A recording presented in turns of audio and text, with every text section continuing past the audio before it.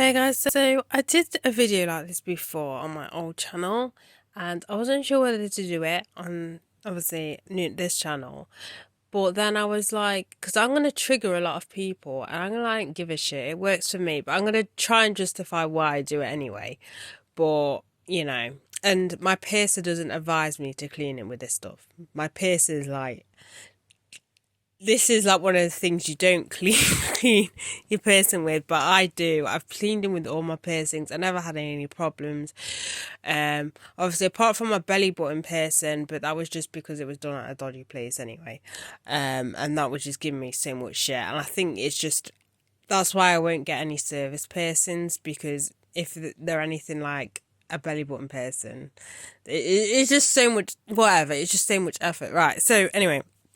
So how I think I use saline solution as well on my belly button piercing, but it's important to get the ratio right, otherwise you're going to dry out your piercing. Anyway, let's get to what I use. So I clean my piercings twice a day. I don't do it 3 times. My piercer advises it 2 or 3 times a day. For what I use, it's only 2 days. Otherwise, I've done it before where I've done it for three times a day, and it's way too harsh. You can do it. Doing it 2 times a day is fine, morning and evening. So what I use to clean my piercing, so it's either surgical spirit or a wound wash. So the one that I'm currently using is which I'm using on my conch is the Dettol antiseptic wash. That's an antiseptic wash. Before you all scream, the reason why I use antiseptic wash or anything like surgical spirits is because saline solution is alright. If you don't know what saline solution is, it's basically sea salt. And it will, if you do it at home, it's sea salt and water. If you buy it already mixed, it's sea salt. I don't know what kind of water they use or whatever.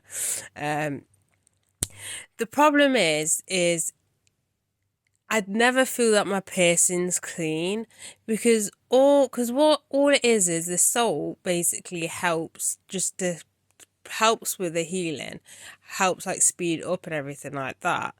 But it doesn't. I mean, okay, you're cleaning your piercing while you're doing it, but it's not really something that's going to help prevent infections. It's just there to help.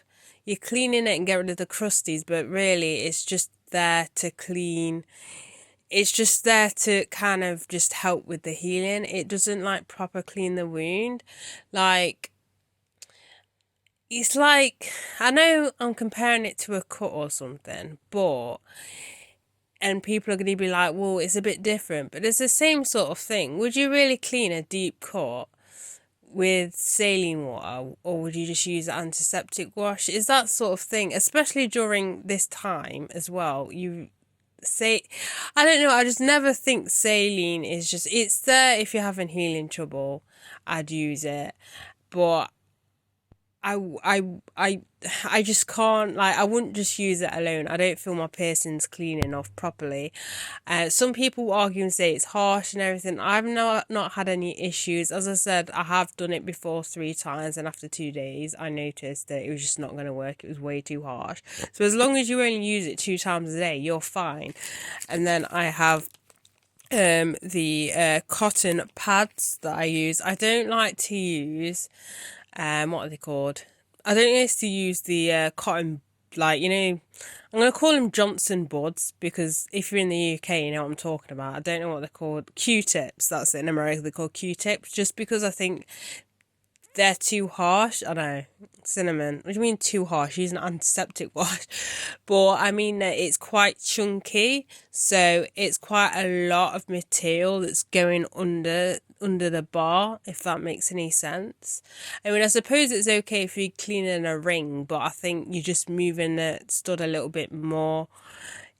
Like, how do I explain? Like, you're moving it unintentionally that thick when you can just use something that's really thin to go under the piercing. I don't know if that's making any sense. It should make sense. In my head, it's making sense, but as I'm saying, I'm like, I don't think people get this. So I just stick to either cotton pads mostly. Sometimes I use cotton wool if I run out of cotton pads, but I don't really like cotton wool because you can have the strands may end up getting like left behind in the piercing.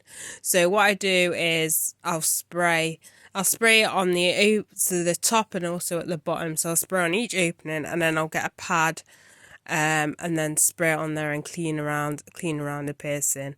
So I use one pad for the top and then another pad for the bottom. But that was basically how I clean my piercing. And I wasn't going to do this video because I know a lot of people are going to be like, you shouldn't be using this. I know in America some places will tell you're fine using Dial soap. You don't know what Dial soap is. It's basically antibacterial soap. Like some are happy to use antibacterial, but they say like anything like antiseptic washes and stuff like that are too harsh. I don't think they're that harsh.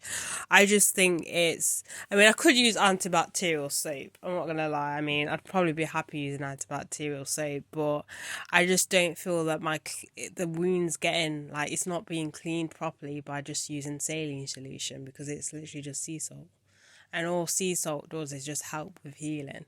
Like, it doesn't actually clean the wound properly. That's why I prefer using this. And I do that for 3 months.